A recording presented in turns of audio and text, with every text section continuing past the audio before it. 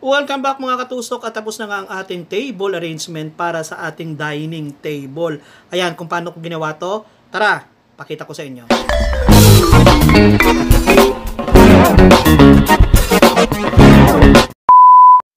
Yun, magandang buhay uli mga katusok at sisimulan po natin uli yung ating bagong arrangement dito sa video na ito.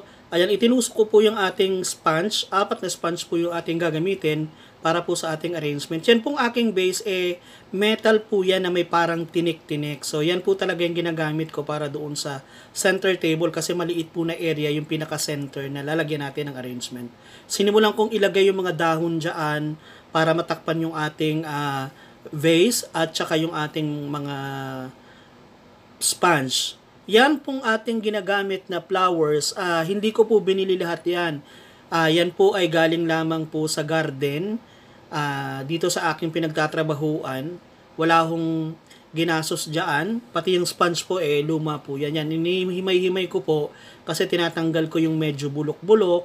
Tapos tinatanggal ko rin po yung parang yung mga dahon na maliliit. Kasi yan po talaga yung gusto kong ma-achieve na klase ng arrangement. Kung nakikita nyo po, dinidistribute ko po yung flower doon sa 4 na sponge na gagawin ko kasi 4 po yung aking table na lalagyan. So, kaya ko po dinidistribute yung ating mga flowers is para makita ko kung hanggang ilang piraso. Pero usually po, ang bilang ng piraso ng flowers na nilalagay ko para sa arrangement ko sa dining table na round, 5 piraso po. Ngayon, pag may sobra, ilalagay ko po yun doon sa medyo maluwag pa po yung space. So, yan po, inaayos-ayos ko muna yung ating mga flowers. Yan, combination po yan ng pink and red. Yan po kasi yung nasa hardin ng aking pinagtatrabahuan. So, medyo okay naman po ang gawa ko dyan sa tingin ko kasi matutuwa na yung boss ko dyan dahil ala namang gastos yan.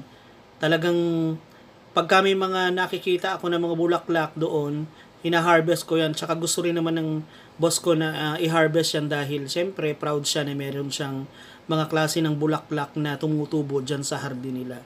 So yan, tuloy-tuloy lang po ako mga katusok dyan sa pagtusok mo ng aking mga flowers. Kita nyo, aligaga ako kung ilan-ilan na yung aking mga naitusok sa bawat sponge.